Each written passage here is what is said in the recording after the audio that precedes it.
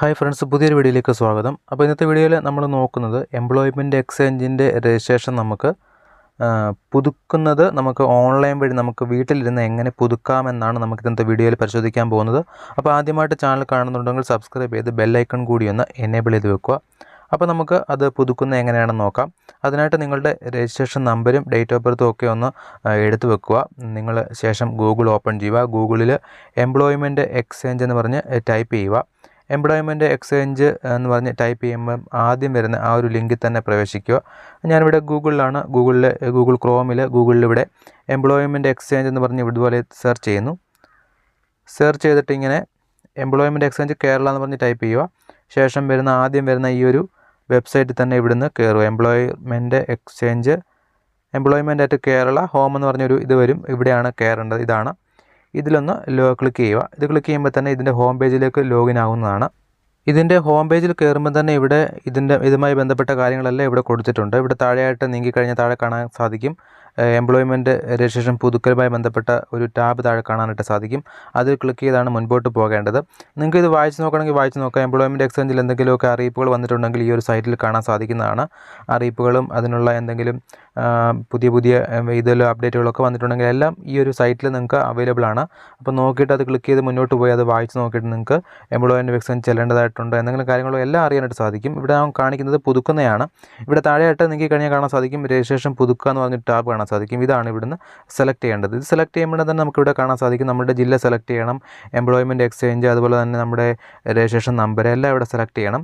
അപ്പോൾ നമ്മൾ ആ ജില്ല കൊടുക്കുന്നു. എംപ്ലോയ്മെൻറ്റ് എക്സ്ചേഞ്ച് നമുക്ക് എവിടെയാണെന്നുള്ളത് കൊടുക്കുന്നു. അതായത് ചിലപ്പം ഒരു ജില്ലയിൽ തന്നെ 2 എംപ്ലോയ്മെൻറ്റ് എക്സ്ചേഞ്ച് കാണും. അതായത് ചിലപ്പോൾ ജില്ലയ്ക്കകത്തിലും കാണും, ജില്ലയുടെ പിന്നെ നമ്മുടെ ജില്ലയുടെ ഏത് താലൂക്കാണ് ആ താലൂക്കിലും ചിലപ്പോൾ കാണും. അപ്പോൾ അത് നിങ്ങൾ ഏത് ഓഫീസാണെന്നുള്ളത് സെലക്ട് ചെയ്യുക. ജില്ല സെലക്ട് ചെയ്തിട്ട് ഏത് ഓഫീസാണ് നിങ്ങളുടെ എംപ്ലോയ്മെൻറ്റ് എക്സ്ചേഞ്ച് ഉള്ളത് താഴെ സെലക്ട് ചെയ്യുക. ശേഷം നിങ്ങളുടെ ആ ഒരു രജിസ്ട്രേഷൻ നമ്പർ അടിച്ചു കൊടുക്കുക.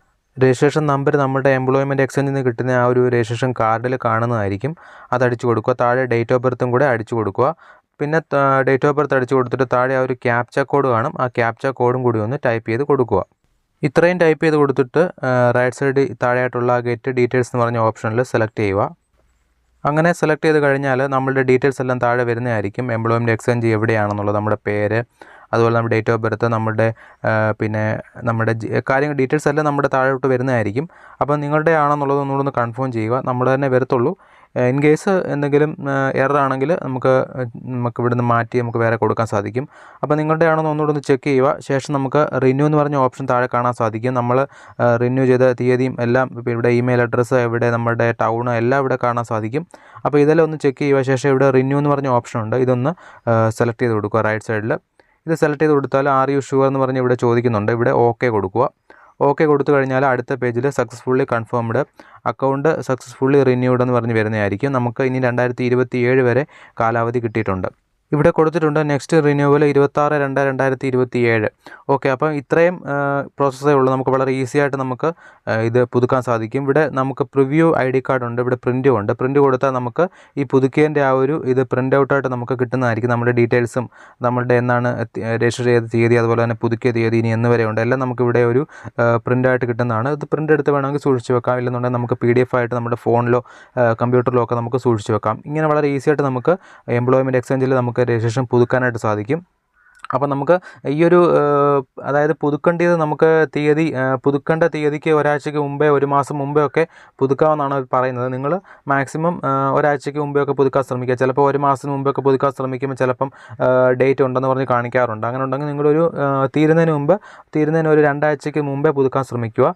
ഒരിക്കലും ഡേറ്റ് കഴിഞ്ഞ് പുതുക്കാൻ നിൽക്കരുത്. ഇന്ന് ഡേറ്റ് കഴിയുവാണെങ്കിൽ നാളെ മുതൽ അത് പിന്നെ പുതുക്കാൻ സാധിക്കത്തില്ല. പിന്നെ എംപ്ലോയ്മെൻറ്റ് എക്സ്ചേഞ്ചിൽ നിന്ന് ഒരു നോട്ടിഫിക്കേഷൻ വരണം, ഇങ്ങനെ മുടങ്ങിയവർക്ക് പുതുക്കാൻ സാധിക്കുമെന്ന് പറഞ്ഞൊരു നോട്ടിഫിക്കേഷൻ വരുന്ന സമയത്ത് മാത്രമേ അത് പുതുക്കാനായിട്ട് സാധിക്കത്തുള്ളൂ. അപ്പോൾ നിങ്ങൾ എംപ്ലോയ്മെൻറ്റ് എക്സ്ചേഞ്ചിൻ്റെ കാലാവധി ലാസ്റ്റ് ഡേറ്റിന് ഒരു 2 ആഴ്ച മുമ്പെങ്കിലും പുതുക്കാൻ ശ്രമിക്കുക, അല്ലെങ്കിൽ ഒരാഴ്ചയ്ക്ക് മുമ്പെങ്കിലും പുതുക്കാൻ ശ്രമിക്കുക.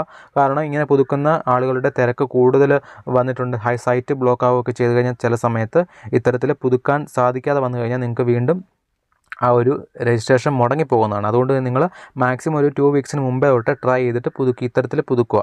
വളരെ ഈസി ആയിട്ട് ഇത്തരത്തിൽ മൊബൈലോ അല്ലെങ്കിൽ കമ്പ്യൂട്ടറോ ലാപ്ടോപ്പോ ഒക്കെ ഉപയോഗിച്ച് നമുക്ക് ഇത്തരത്തിൽ പുതുക്കാൻ സാധിക്കും. വളരെ ഈസിയാണ്. അപ്പോൾ വീഡിയോ ഇഷ്ടപ്പെട്ടിട്ടുണ്ടെങ്കിൽ ലൈക്കും ഷെയറും സബ്സ്ക്രൈബൊക്കെ ചെയ്യാൻ മറക്കണ്ട. നമുക്ക് അടുത്തൊരു ദിവസം അടുത്തൊരു വീഡിയോ ആയിട്ട് കാണാം. Okay, by.